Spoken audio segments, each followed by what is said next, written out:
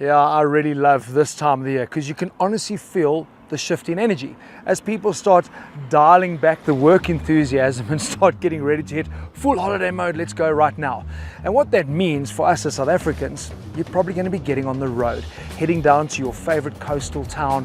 Perhaps you are visiting quaint villages in the countryside, or maybe you set at that camp with Bush TV set on repeat. Thanks for joining me, Marius Roberts, as we help you with that very important pre-trip checklist.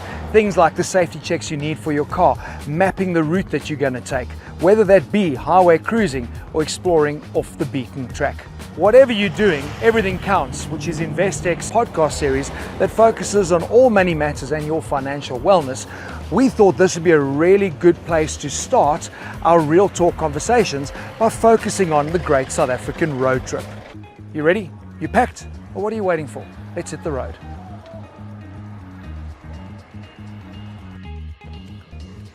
I know it is so easy getting caught up in all the hype and excitement around planning where you're going to be going, booking your accommodation, checking out Instagram, finding cool things to do in the area that, what do? You forget the most important part, making sure that you and your car are actually geared up to get you there safely. Well, who better to give us pointers than the Automobile Association of South Africa? It's a lekker time of the year. People are kind of winding down work and starting to think about holidays. December. Yeah. Yeah. As a South African, we all have our flippin' favorite road trip stories. Was a road trip a reality for you? Oh, in a big way. When I was growing up, my parents used to take my sister and I down to the coast almost every year. It used to be fantastic. Shouting father in the back, mother handing out salmis on the way. I Spy with My Little Eye. I Spy with My Little Eye, car cricket. All of car them. cricket. You count the number of red cars is a 4, a yellow car is a 6, a truck is you out or something like, just the weird things. My dad kind of made out, and he would always find things to talk about. Yeah. That building over there, that was this, and oh, look at the plane over there, that's this type of plane, and it was great. And spending time with my folks. Obviously, both parents were working, so it was really nice just to have that bonding experience. And it's something that I try to do with my own family when I was in that position. So as my children were old enough, even when they were babies, we used to leave very early in the morning so you could sleep and not cry. Plan your trip around them. Yeah. Exactly. But as they've gotten older, we've still done the road trips. We've gone out to Cape Town a couple of times, gone out to PE, KwaZulu-Natal, so we've done all of those regular typical South African trips. But what we've done now is we've actually incorporated the journey as part of the holiday. So we stop on the way, we sleep over, we enjoy kind of other things other than just the destination. Did I send you the script for all of I this? think you may have sent me the script. Because you're saying all the right things. Because, that for me has always been, let me get there as quick as I can. Yeah. And I would do the night driving thand Yeah. But suddenly it's less about the destination and more about 100%. taking in what you have on the road. Absolutely. And we live in such a stunning country, and especially at this time of the year where the weather is good.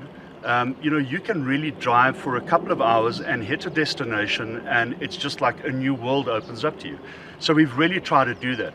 And I'm really fortunate that I've got, because I'm not organized at all, but my wife is super organized.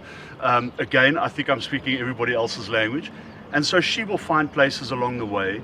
I've seen this nice little farm that does B&B, or there's the farm stay vibes.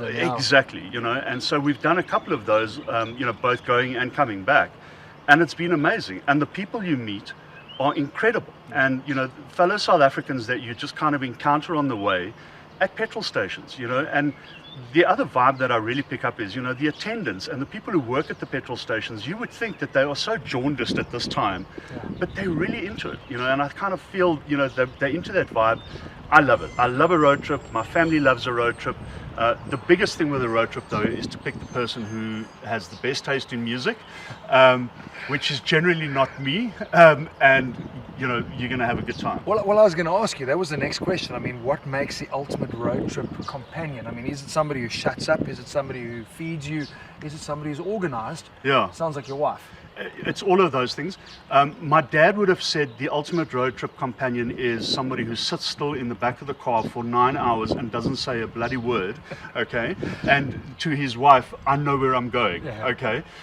But, you know, times have changed and we've all evolved. I think the ultimate road trip companion is somebody who is organized, somebody unlike me who can actually read exit signs, which is always a bonus.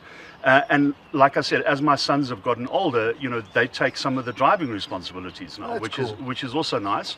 And just somebody who's got a sense of humor, man. You know, somebody who can joke and, you know, listen to music and, you know, have a good time in the car, because that's what it's all about. So what are your top tips then when you're busy?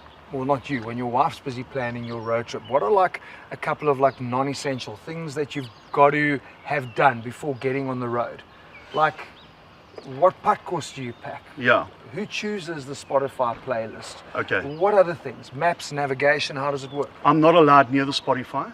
Okay, so it's my wife and the boys, and they get to choose what is played. So no Dire Straits, no Doors, no Jeez, none of no that 80s stuff. good stuff. No. She slips one in every now and again, but it's Just to keep you awake. Just to keep you exactly right. Putt course has evolved. You know, we don't do the putt course as you traditionally did with the tupper and the tuna salmis in the Or the boiled eggs. or the boiled eggs that, you know, where you have the results, you know, Later. 100 k's down the line. So, you know, I mean, with the infrastructure that we have at the moment, with you know, with the stops on the way, it's amazing. And some of these places have really just become, you know, almost destinations. Yeah, it's not for filling up with gas and having a stretch. You know, I'm obviously gonna say something that may be a little controversial, but I've had some of the best pies at some of these putt stalls and rusks and, you know, homemade type of, you know, salmis and whatever from people in these putt stalls who just do amazing work. So that for me is part of the joy. But I mean, that's the fun conversation around the road trip. But I also want to bring in the more serious side of things, and that's why chatting to the AA is such an important thing for us, because it's exciting planning your road trip. Yeah. But the things that people don't plan is the pre-safety checks. Yeah. For you as the AA, what is kind of like non-negotiables that our motorists should be thinking about at the same time as they're planning where they want to go? Most important thing, your brain. Yeah.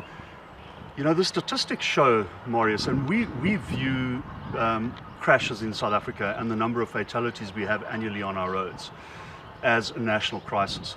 We're talking about 12,500 people who die in crashes in South Africa annually, and it's horrific, it's terrible. And, you know, 93% of that is driver behavior. The other 7% are made up of road conditions where, for instance, you know, there's potholes, people swerve out, and, you know, you can't see, you know, the traffic lights don't work, whatever. So that's one condition. On the highway. The other component of that is weather conditions. You know, it's raining very heavily, or there's heavy fog and you can't see, and that you know, those things contribute obviously to road crashes. But the biggest contributing factor to road crashes in South Africa is driver behavior. So it's absolutely essential for us. We will talk about the car and what you need to do to get that in a good state, and we offer a lot of services as the AA to get that done. But critically, if you're going to go, look, when you drive anywhere, you need to have the right mindset. Yeah. If you're going to be driving a long trip and it's a road trip and you've got the family in the car, or you've got other, you know, passengers in the car, it's not only you that's looking after them, you're looking after every other road user. So your mindset has to be 100% focused on the road. It's good to have music, it's good to have conversation, it keeps you alert, but you've got to focus on the road. Yeah. And you've got to say to yourself before you hit the road, I'm going to be sharing the road with hundreds of thousands of other drivers, so I've got to appreciate the fact that, you know, back in the day, you know, you could stand around the braai at the hotel in Durban and say, hey, Ux, you know, I did it in 3.5 hours or 6. It was cool. It was cool, and I sped down. It's not that type of vibe anymore. We've got to change that mindset.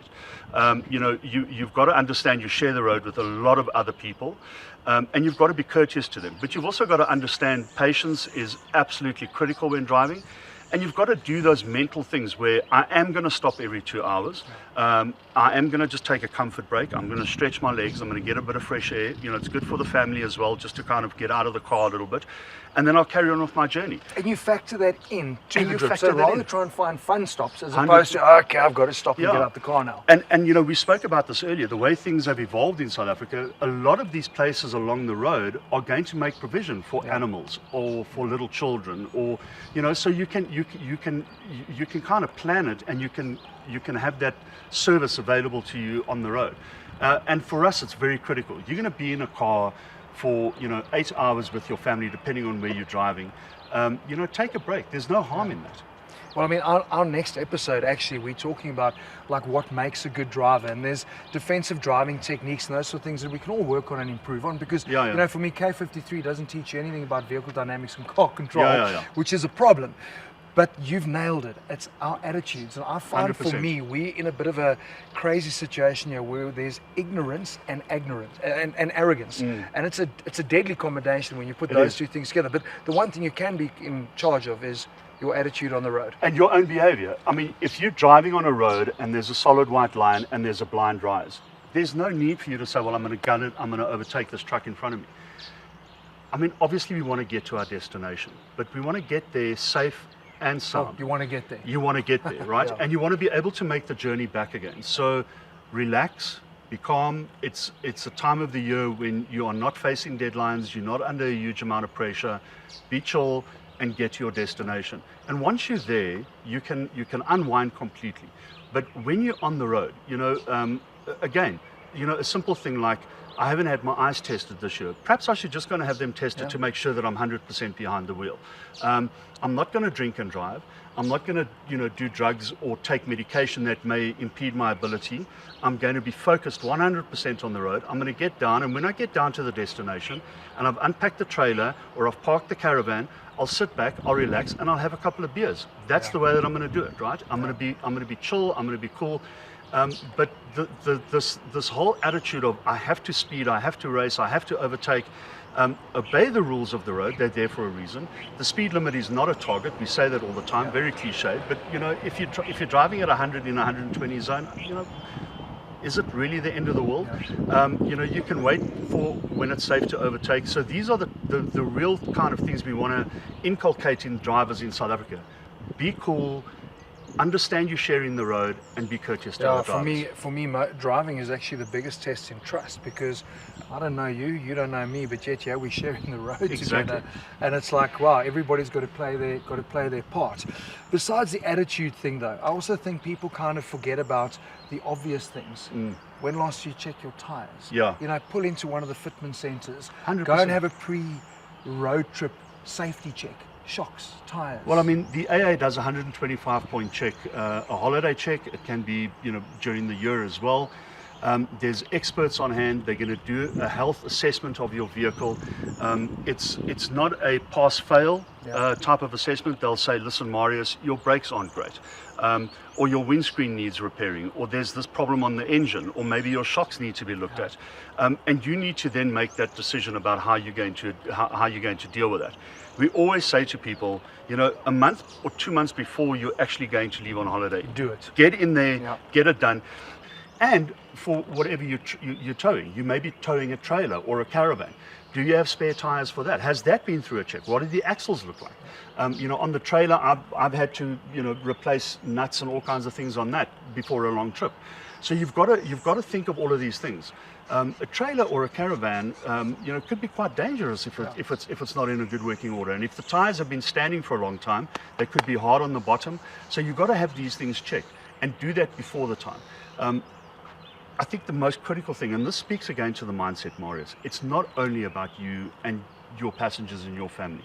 You are looking out for everybody else on the road, because, you know, a mistake by you could be damaging for somebody else, and similarly for them. So you've got to take that into consideration. You share the road, share the responsibility. 100%. I mean, that is such critical advice that you've given, and that's why we came to the AA, because we want to give you expert advice, great opinions, and things that are kind of going to change your attitude and outlook when you get on the road every day. But the Great South African Road Trip isn't only about toll roads and wimpy coffees. For many, leaving the highway to adventure off the beaten track is the ultimate getaway. And if there's a person that has probably driven every single gravel road in South Africa and beyond our borders, a man that's really cut his own path overlanding, it's Johan Kriek. Johan, I mean, we arrive at a country road in the middle of, well, not far from Pretoria. I'm like, how the hell did you even know about this road? But then again, you've probably literally have driven every gravel road in South Africa. Most probably so. Yeah. And don't forget the neighbouring countries as well. I said in that intro, I mean, listen, you've cut your own path, you've followed paths, you've been a real trailblazer when it comes to the overlanding side of things. How many kilometers do you think you've done over the years? Well, it must be millions. On gravel roads, millions. Because that dates back from way back when I started driving, taking my dad's car. Yeah. And what we did was we never went to a jail in town. We always used to go and look out for the country roads. Yeah. And even those days we drove in the days it was called Witbank, Middelburg. And we also always used to just explore the parts of South Africa around Pretoria. It was very rural those days, not like now. But it's incredible because you have a look. So much about a road trip always has been for me about getting from point A to B as quickly as possible. That's always what it's been. But yes, it's how my eyes were open to the overlanding way, where going from A to B via Z is the adventure in itself. Is that how things work for you when you start planning an overlanding trip? Yeah, you go, I don't want to go from here to here. How do I get there in the most scenic way? Well, look, I mean, it's not the destination. The destination is important, but it's actually the journey. So what I normally do is I'd use Google Maps on my phone, just to give me a quick idea of distance, and it normally gives you a few options as well. Okay. So I use that as a kind of an overall reference point. You know, just to see, well, okay, this is going to take too long. I mean, I can't do 600 Ks today because this is what this now tells me. Yeah. So at least I don't have to sit and calculate that. So I think Google Maps is really quite good at that. For the quick bringing you in. Yeah, the quick one. Yeah. And then I would go back to my maps. You know, then I'll go maps. I like to still use my maps. It gives you a nice overall feel, and you get an idea of where you want to travel, and then you also can see the different roads. So if you want to travel to B, why not via C? Or why not via D? And that you can actually really only pick up on a map because you get an overall picture. It's a lost art form for me is map reading. I mean, we were through the Transkei last year. My mate also, he gave me his map, and on that map he's made notes, because that's one thing that people don't realize. Google is not going to tell you the conditions of that road. Absolutely not. You know, you need to be on the ground, having been through that. I know that's a big part of what you do before you plan your overlanding trips, is to actually go and recce it, because you're taking 10 or 20 customers along on the experience. So once you've got an idea of where you're going, the recce would be the next phase. I'd say so, yes. You know, then I obviously look at my timing, depending how far we can travel in a day, what the road conditions, what your guess road conditions are like. I always, if it's off-road, I always refer back to Tracks for Africa as well on my GPS, because that gives you the routing they take. That timing is fairly correct, because they allow for a gravel road to go slower and for tracks to go really slow. And as you know, most of the information on Tracks for Africa is really where people have driven it and actually plotted it. It's current. So you know that piece of road, even if it's 50 Ks, is they say it's going to take you 2 hours, then you know it's really in bad condition. It will take you 2 hours. So in terms of timing, because timing is important nowadays in South Africa, in Southern Africa, is I refuse to drive at night. And I like to be in my camp. I always aim to be in my camp at 4 o'clock in the afternoon. That gives you a little bit of time in your hand should you have a flat tire or something. So I always try and plan my day to arrive at 4, wherever I go. Because it is nice. I mean, we've obviously been on one of your trips, and what I really loved is that yes, they're gravel roads, but dude, you then take us off the gravel road and you cut your own path through places that often, I guess, you would upload that and would become a track that somebody else could go and do. But that can't be easy to find those places, because that literally is like Moervoort, and hopefully you can get out the other side. Well, if you go rural, really deep rural, you have to have local knowledge. There's no ways that I know if there's a track behind this tree line here. But I always try and get hold of one of the chaps that live in the area that actually grew up there. Yeah. They know about all the small little tracks and all the little hidden pikeys that are there, and whether you can actually cross the mountain or not, Yeah. you know, with this track, and whether it's been a car track way back, and whether it's been a river crossing way back, or an ox wagon crossing. Those are the things I look for. Yes, because I mean it takes you back to the days of like the ox wagon. You think, geez, like how did those guys get across there? It's actually unbelievable. Obviously the context here for us is the Great South African Road Trip, and Yes. for me, it really feels like that's something that defines South Africans. I mean, Yeah. all of us growing up, we had our stories, Yeah. and it was always with the map, and you know, like for me as well, with like the stuff that we do. How I came up with the name was like, I remember getting in the car with my folks and it's like, where are we going? And they'd always say, there and back just to see how far it is.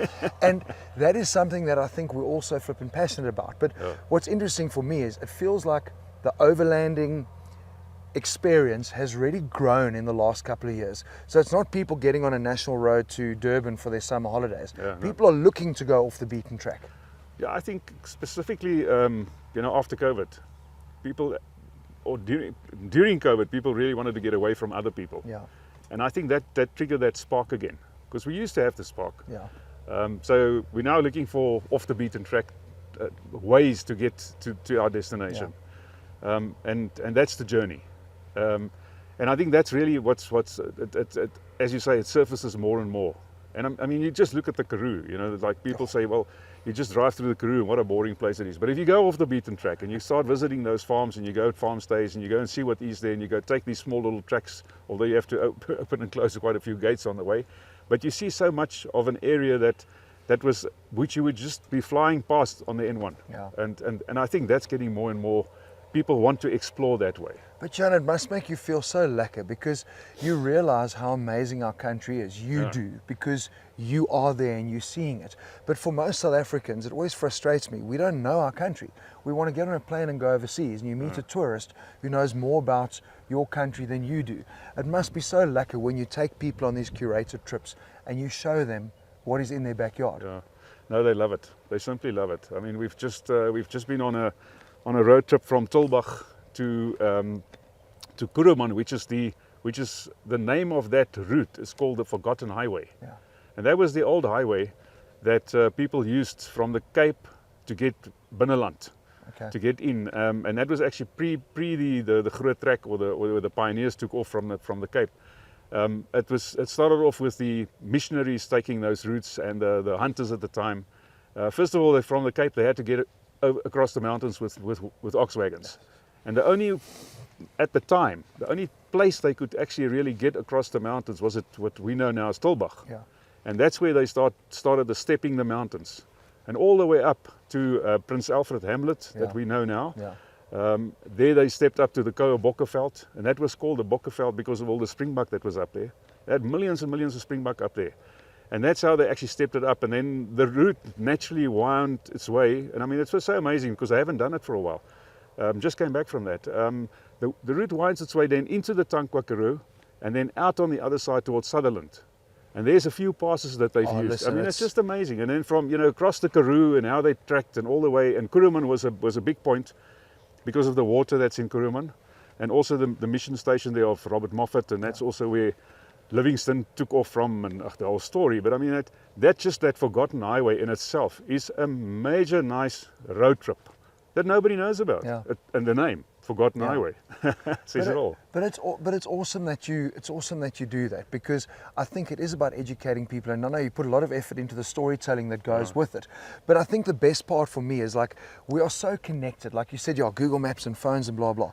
But I think there's such a push to disconnect so you can reconnect, because when you are driving in an old Landy or the cruisers or whatever, it's like it's time to look left and right, blinkers off, and just take in what's around you. We don't get that time anymore. It's important to disconnect. Well, exactly. Now, if you shoot on the N1, you normally pop into a garage for fuel, and that's where you have your lunch. Yeah. So you don't actually get to know the countryside. But if you travel off road, or if you explore a bit off the beaten track, when your lunch stop is then in the bush somewhere, or on the top of the hill, or where, just in the middle of nowhere. Yeah. And that's really so cool, because you switch your car off, you get out, you get your whatever you eat, you get that out and you just sit there and suddenly that quiet, that kind of enfolds you. Yeah. It's just so magic, and then you start to realize what this country is about. Yeah. It's magic. And it's always for me as well. It's like you said, the places are important, but it's also the people that you meet and the stories that get to tell, which are really cool. Johan, I mean, look, you obviously fully flippin' kitted. I mean, you've got your two-way radio, you've got compressors, you've got rooftop tent, you've got snorkels, you've got others. But for a lot of people wanting to get into overlanding, where do they start? Because this setup costs money. And I think a lot of guys want to kind of know what is the easy way in. I can go and discover gravel roads without having to have a lift suspension and all that type of stuff. No, you don't. I just think you know, overlanding in a sense is that a normal sedan is normally not good enough. Yeah. And the only reason really is the cars are too low. So for gravel roads and so on, you're going to scrape the bottom. They'll disagree with you in the Transkei because I've seen Corollas go to some amazing places. But yeah, it's a valid point. So first of all, I mean, if you have a vehicle that's just got a race suspension, and some of even the normal vehicles on the road now, if you look at them, you can actually see some are running higher than others. Yeah. So first of all, just look at your eyes. I think, you know, if you've got ground clearance, you're already halfway there. Okay. For the rest, what do you need? You need fuel in the tank and you must go, man. You know. It is. It's I so always cool. just say to people, say, okay, so you're going to camp. What do I need to camp? I say, what do you need to camp? You need to sleep, you need to eat. Then you camp. Yeah. That's all you need. So I mean, you need a small tent. What? You need a mattress because I need to sleep. And what? I need bedding. Oh yeah, I need a pillow. What do I need? I need a chair. Wow, a fold-up chair. I need a small table, and I need to cook because that's what you do. Yeah. What is that? A gas bottle? I'm going to braai. What I'm going to do is a few things. Yeah. You can chuck it in the back of a Golf, really, for that matter. So at the end of the day, is just start and do it. You don't have to keep up like this. Yeah. You know, this eventually builds up if you now really go, you know, cross borders and you really go into the wilderness and you need to be totally self-sufficient. Yeah. But I love that because I think what we're trying to promote here as well is that, you know, you can do this in your car and pick the B roads. Don't pick the national roads and the toll roads. Exactly. And before you even get your tent and throw things down, they're like little towns to go and book into a guest houses B&B. And it's amazing how that's you know, booming. farm stays are really so cool there. Yeah. We've just stayed in the Karoo. We did some farm stays. And I mean, people forget that. Yeah. You know, we all just guest house in the town, which is really nice as well because the town has normally got an atmosphere. It's got a nice pub and whatever. Yeah. But you go to a farm stay, you know, the farmers are so, what is the right word? Accommodating and welcoming. They want to share their life. And they just want to show you everything. And they're so full of energy. And, you know, they can't do enough. And it's so good. And, you know, you go out and get up in the middle of the night. I don't normally have to do that nowadays. But you get up in the middle of the night and you just go, look at those stars. I mean, it's just so magic in the Karoo, for instance. Yeah. Where the air is so dry and you just have those clear skies. And I mean, it's like the stars are falling onto you kind of thing. And that you only get when you do a farm stay. I mean, even moving on to things like the overlanding, everyone wants to wild camp. Yeah. But I mean, you can't just set up on the side of the road and think, oh, this looks lekker, let me camp here. Not anymore. Because, and also, I mean, besides the safety, you know, whose land is it? You know, you've got to check that sort of stuff. Yeah. Is that why, like with what you do, I think with the groups, there's almost like a safety in numbers. I think people are quite hesitant to go and take their cars off the beaten track in case they get stuck, in case there is punctures. When you go, you've always got you lead, there's a sweep vehicle, there's recovery guys. That's peace of mind for someone that wants to explore but isn't quite brave enough to do it on their own. Well, it's not just brave enough. I think it just makes common sense, you know, depending where you want to go. Is to go with a qualified guide and somebody that knows the area and has been there and it can actually guide you through, you know, not specifically obstacles, but just guide you through safety, you know, because I think that's important. When I do my recce's, I obviously travel on my own. Yeah. So I've got to keep all these things in mind, you know. I also don't just sleep in the bush anywhere where I come. That's why I say I try and link up with the local chaps, even if I ask them if I can camp there next to their house or whatever. But I won't nowadays. I won't just sleep like this, you know, on my own in the bush. Depending where we go, obviously, a wilderness area is fine. Yeah. But where it's built up, where there are people, where now there's the occasional car coming through, they'll see your fire there. Yeah. And the day might not be good, guys. Yeah. And I suppose there's nothing quite. I actually spoke about it quite a bit when we were on our trip. Now, there's a fellowship that's forged by fire. Yeah. That is that is just so different. Doesn't matter what car you drive, doesn't matter what job you do. The minute you go off the beaten track, everyone's the same. Well, exactly, and as you say, by fire. You know, I think we as prehistoric people, fire was something that drew us together, and it gave warmth and security and so on.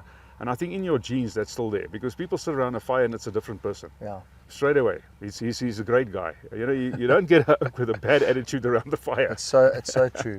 Bush TV. Yeah. Johan, thank you. It's been amazing. Can't wait to get on the road and explore a bit more. And I hope that obviously for you guys that are watching too, that this has inspired you not to do the road that you always know. Allocate a few more hours on your trip and say, hey, let's go here. You see a putt style, you think I must come back there next time. There might not be next time. Stop, go now, take those blinkers off and discover just how amazing our country is. Now, there are plenty of places on the market that are only too happy to gear you up for camping, are happy to help convert your vehicle into an overlanding vehicle. So what I thought we would do is chat to Deon Venter from 4x4 Megaworld to give you a couple of pointers and some good advice. When you're planning a trip, how far in advance do you think people need to be looking at doing stuff like this? Is it lastminute.com for you, or is it planned, organized, this is where we're going? Last minute. So Really? we'll discuss something months before and book the dates and stuff like that. But the physical planning or preparing would be the night before. That's fortunately, I have everything, so I know. So maybe during the day before, I might go buy the groceries and stuff like that. But normally, no planning done. And I must be honest, the best trips I've had in my life are those that have been planned zero. No booking, no. We've decided we're going a direction. We go that direction. Where we stay, and where we get to, we get to.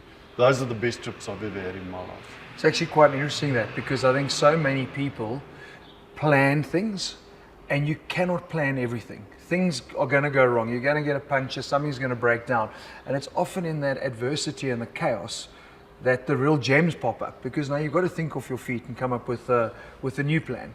Yeah, so and you know, if you plan something, then you got to be there. Yeah. You know how many times on planned trips I've been to places and I'd rather stay there for 2 or 3 nights, but because you've paid and you booked for the next place, you move on.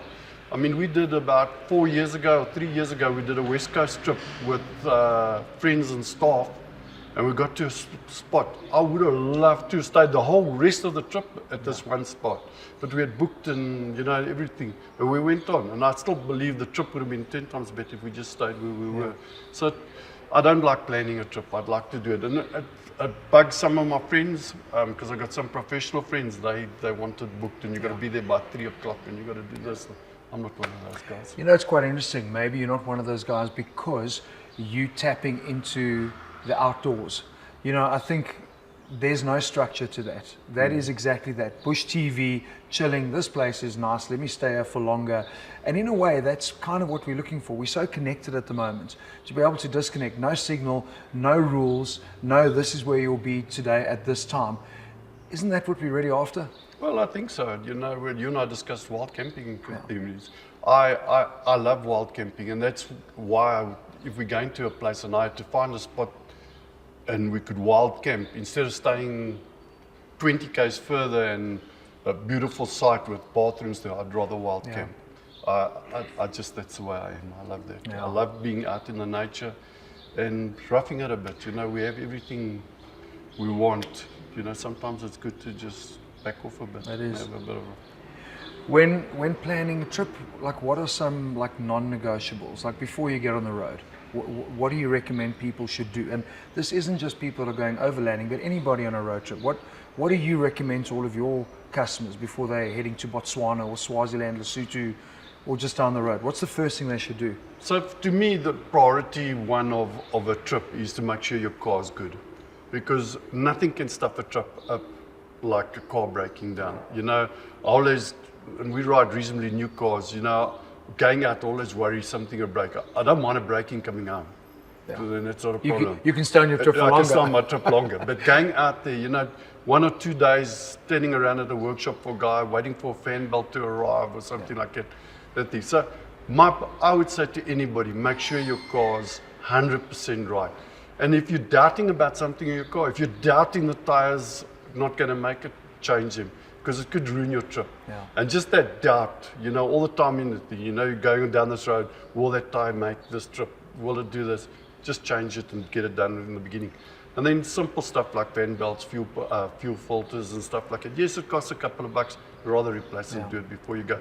So it's nothing to do with the camping side, but a broken down car can stuff everything up. It's quite interesting as you say that, because I think for people that are just doing their normal, I'm on the highway heading down to Durban, they don't think about those sort of things, but it is still a reality for them. Definitely. Whereas for us, when we're going overlanding, you need to check everything. So, I mean, guys would come in here, get suspension checks done, and I guess even things like checking that your lithium ions, your dual battery systems are working, the fridges are charged, because you're going to do your lacquer grocery shop, stock everything in the fridge and freezer, and then that's not working. Well, you know how many people come into our shops and he has a suspension fitted and he's telling you he's leaving tomorrow at 9.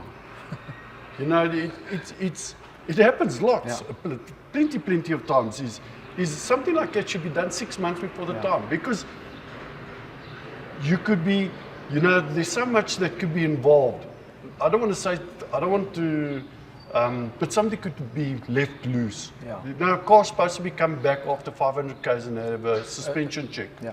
Make sure all the bolts are tight, because there's powder coating involved, there's stuff like that. When you're torquing something in, everything gets torqued properly. While torquing up, the powder coating crumbles. After 500 k's, there's a move. Now we've got special tests here, and we show the customers to check where, because we do it with paint markers and stuff like that. But I would say, do not have anything done the day before. Yeah. Deon, looking at overlanding, like you said, it's not cheap, it's become expensive. It's also because most guys are coming in with new cars that they want to go and convert. But what have you seen from a trend perspective? Is this overlanding thing still on this big climb? When did it become massively popular? Has there been a shift from throwing down a tent to coming with a proper setup? So let's look, it's always been a good business. I mean, that's why we're in it. But when COVID came to an end, it boomed. Yeah. It boomed worldwide, that we couldn't even get stock. We had shortages, massive shortages, and the business grew massively. But the last year or so, it has slowed down. Definitely has slowed down. But there's still people wanting to get out into nature and stuff like that. I went to the Kruger National Park about 2 or 3 months ago, and I lodged. And I was so surprised to see those lodges full. But the campsites were still full as well. Yeah. So whatever you can afford, that's what you can do. But let me tell you, the first time around overlanding, it's a lot of money. To think. It's just people got this negative thing or this thing in their mind that it's cheap to go camping. Yeah. If you're going to do it right, it costs a lot of money. I'm going to get you into this big flipping debate, because in our first season, we rooftop tented, and since then we've been doing the overlanding or off-road trailers. What do you prefer? I mean, weigh in on this debate, because it's like, what is better? I don't think you can choose. I don't think there's something better. I think if you got to decide on what you're doing. If you're doing a trip and you got a base camp and you're there for 4, 5, 6 days, then I'd say a trailer's better, or off-road caravan. But if you're moving daily, every day, I'd say a rooftop tent's the best. And it's also where you're going. If you're going where there's lions and the cats are there, I definitely don't want to sleep on the ground. Okay, so I'd definitely be in a rooftop tent. Are you safer? No. The other day we saw that leopard, the guy going for the guy in the rooftop tent. No. Are you safer? Probably not, but I feel safer. You do. Just finally, to wrap up, what for you is the love about going off the beaten track? What appeals to you about that? So, we've discussed this many times, and I've been many places in my thing. I mean, I've done the Gibb River Road in Australia. I've been in America and did all the trips over there. I've been all over.